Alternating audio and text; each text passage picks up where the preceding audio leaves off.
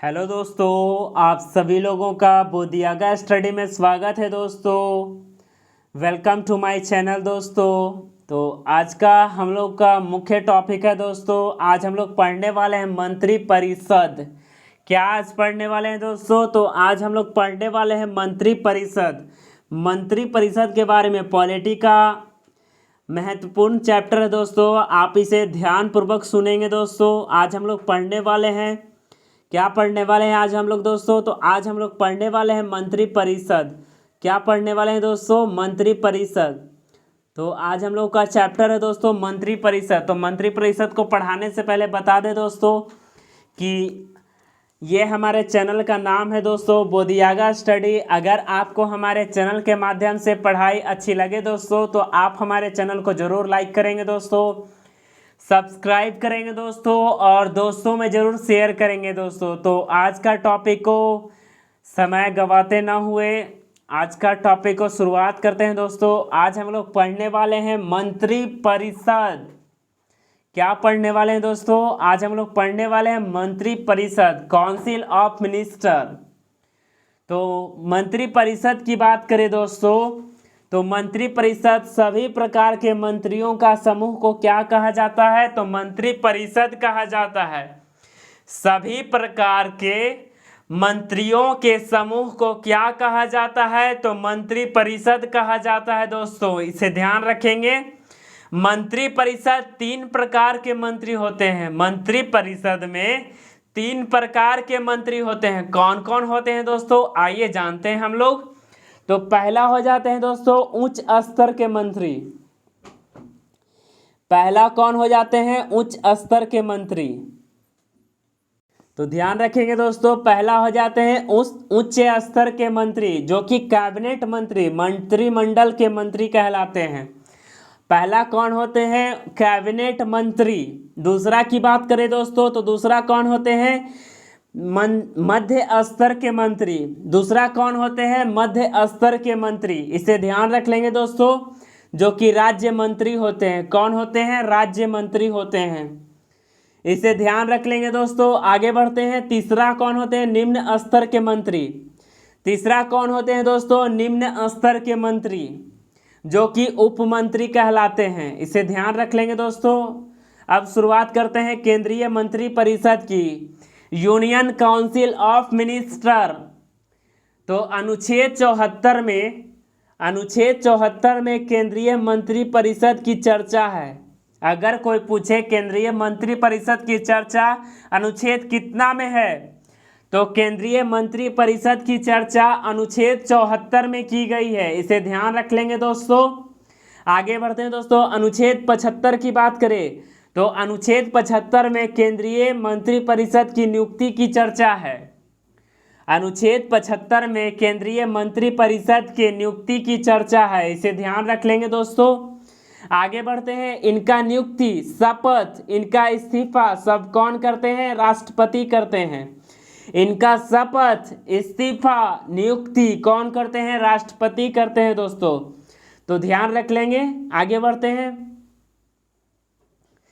प्रधानमंत्री की सलाह पर राष्ट्रपति केंद्रीय मंत्री परिषदों की केंद्रीय मंत्रियों की क्या करते हैं? नियुक्ति करते हैं। इसे ध्यान रख लेंगे दोस्तों।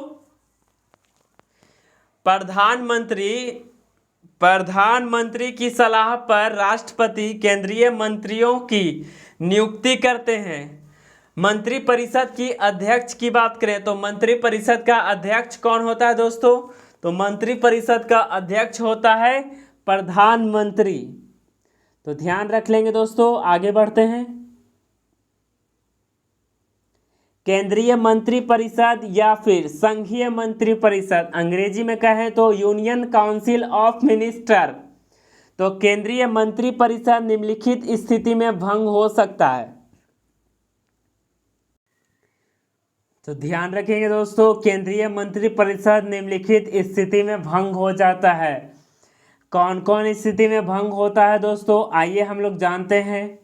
तो केंद्रीय मंत्री परिषद अगर प्रधानमंत्री द्वारा इस्तीफा दे देने पर क्या होता है? तो प्रधानमंत्री के द्वारा इस्तीफा दे देने पर केंद्रीय मंत्री परिषद भंग हो जाता है। आगे बात करते हैं दोस्तों, दूसरा, प्रधानमंत्री का कार्यकाल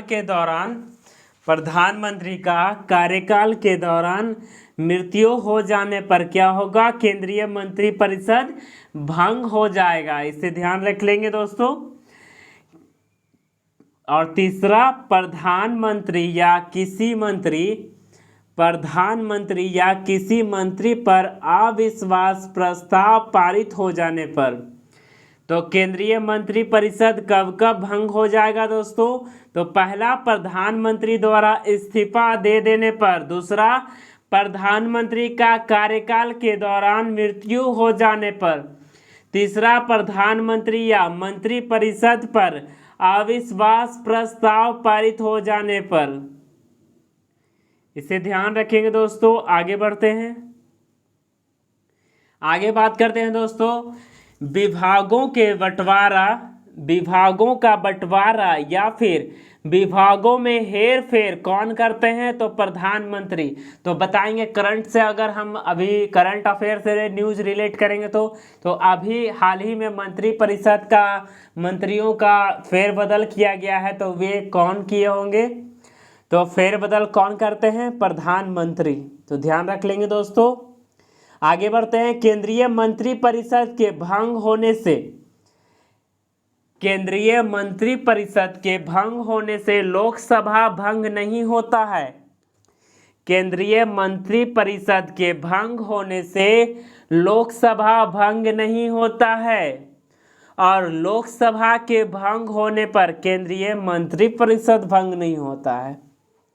तो ध्यान रख लेंगे दोस्तों। आगे बढ़ते हैं, तब तक भंग नहीं होता जब तक कि नया केंद्रीय मंत्रिपरिषद का गठन न हो जाए। तो ध्यान रख लेंगे दोस्तों। आगे बढ़ते हैं, केंद्रीय मंत्रिपरिषद का मंत्री बनने के लिए संसद के दोनों सदनों में किसी एक सदन का सदस्य होना अनिवार्य है, और अगर सदस्य नहीं है तो मंत्री बनने के 6 माह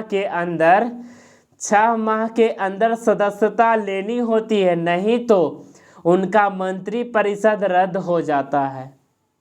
इसे ध्यान रख लेंगे दोस्तों। आगे बात करते हैं, केंद्रीय मंत्रिपरिषद में ही केंद्रीय मंत्रिपरिषद सामूहिक रूप से लोकसभा के प्रति उत्तरदायी होता है। केंद्रीय मंत्रिपरिषद सामूहिक रूप से लोकसभा के प्रति उत्तरदायी होता है। केंद्रीय मंत्रिपरिषद सामूहिक रूप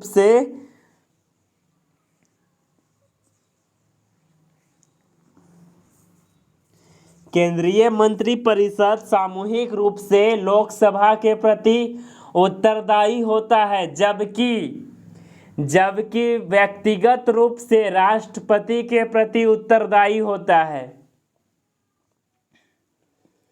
केंद्रीय मंत्रिपरिषद सामूहिक रूप से लोकसभा के प्रति उत्तरदायी होता है, जबकि व्यक्तिगत रूप से राष्ट्रपति के प्रति उत्तरदायी होता है। इसे ध्यान रख लेंगे दोस्तों। आगे बढ़ते हैं, ये मंत्री पद पर राष्ट्रपति के इच्छा अनुसार बने रहते हैं। ये मंत्री पद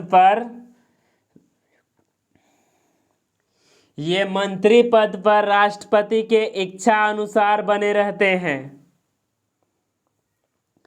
इसे ध्यान रखेंगे दोस्तों। आगे बढ़ते हैं, आगे बात करते हैं दोस्तों, राज्य मंत्रिपरिषद, स्टेट काउंसिल ऑफ मिनिस्टर की बात करें तो इसका वर्णन अनुच्छेद 163 में किया गया है। इसका वर्णन कितना में किया गया है? तो अनुच्छेद 163 में किया गया है। इसे ध्यान रख लेंगे दोस्तों। और केंद्रीय मंत्रिपरिषद का अनुच्छेद कितना में वर्णित किया गया है? तो अनुच्छेद 74 में किया गया है। तो इसे ध्यान रख लेंगे दोस्तों। और आगे बढ़ते हैं, राज्य मंत्रिपरिषद, स्टेट काउंसिल ऑफ मिनिस्टर की बात करें तो इसका वर्णन चर्चा की गई है अनुच्छेद 163 में। राज्य मंत्रिपरिषद की चर्चा की गई है। आगे बात करते हैं अनुच्छेद 164 की बात करें तो राज्य मंत्रिपरिषद की नियुक्ति अनुच्छेद 164 के तहत की गई है। अनुच्छेद 164 के तहत राज्य मंत्री परिषद की नियुक्ति की गई है, नियुक्ति की चर्चा की गई है।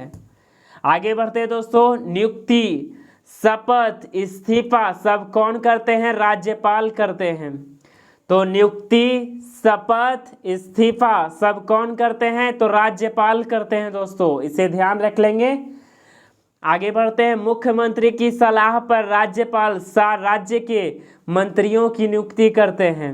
मुख्यमंत्री की सलाह पर राज्यपाल राज्य के मंत्रियों की नियुक्ति करते हैं, इसे ध्यान रख लेंगे दोस्तों। अगर अध्यक्ष की बात करें, राज्य मंत्री परिषद का अध्यक्ष कौन होता है? तो मुख्यमंत्री होते हैं। आगे बढ़ते हैं दोस्तों। आगे बात करते हैं। राज्य मंत्री परिषद निम्नलिखित स्थिति में भंग हो सकता है। कब कब भंग होगा दोस्तों? आइए जानते हैं। मुख्यमंत्री के द्वारा इस्तीफा दे देने पर, मुख्यमंत्री के द्वारा अगर मुख्यमंत्री इस्तीफा दे देते हैं तो राज्य मंत्री परिषद क्या होगा? भंग हो जाएगा।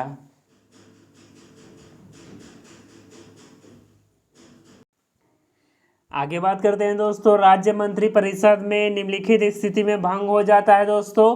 तो मुख्यमंत्री के द्वारा इस्तीफा दे देने पर, मुख्यमंत्री के द्वारा इस्तीफा दे देने पर क्या होता है? राज्य मंत्री परिषद भंग हो जाता है। दूसरा, मुख्यमंत्री के कार्यकाल के दौरान मृत्यु हो जाने पर राज्य मंत्री परिषद क्या होगा? भंग हो जाएगा।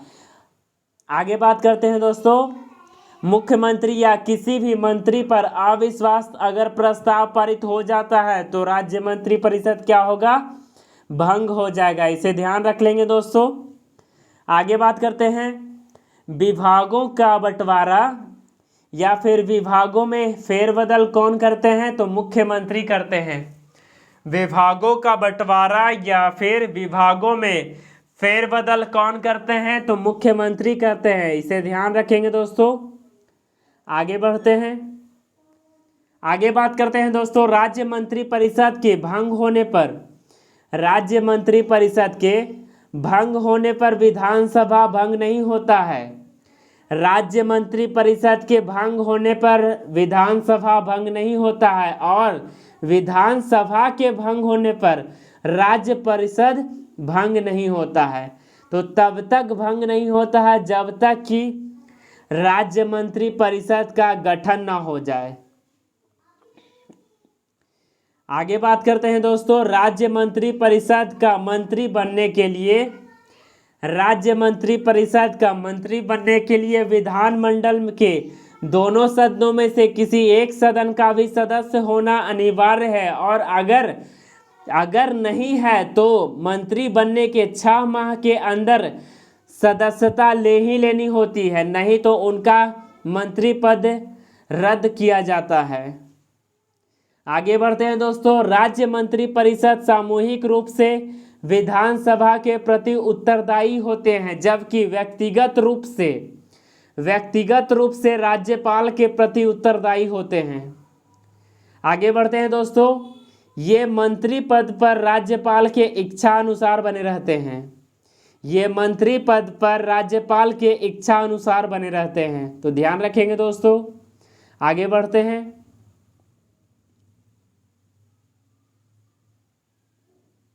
आगे बात करते हैं दोस्तों। 91वां संविधान संशोधन 2003 ईस्वी, 91वां संविधान संशोधन 2003 ईस्वी मंत्री परिषद केंद्र हो या राज्य का आकार सीमित कर दिया गया।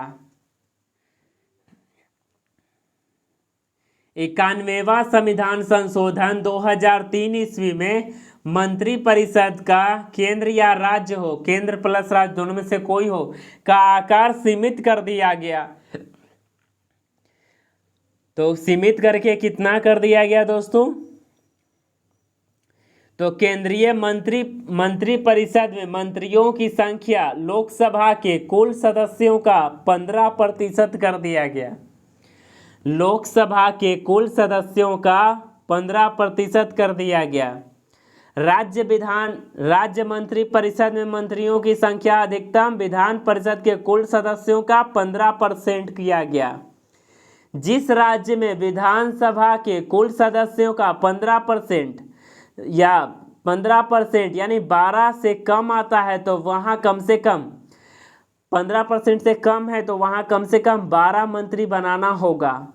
और दिल्ली में केवल 10% ही मंत्री बनाए जा सकते हैं। तो दिल्ली में विधानसभा का सीट कितना है 70 और 10% बनाए जाएंगे तो कितना हो जाएंगे तो 7। तो 7 सीएम मिलाकर 6 मंत्री प्लस 1 सीएम।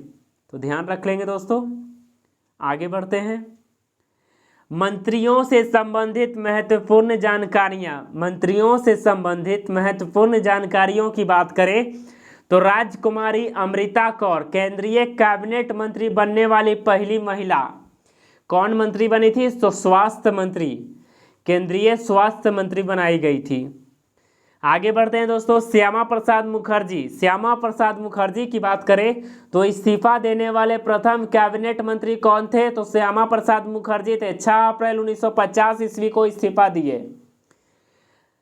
आगे बढ़ते हैं दोस्तों। बाबूजी जगजीवन राम की बात करें तो सबसे लंबे समय तक केंद्रीय कैबिनेट मंत्री रहे 32 वर्षों तक।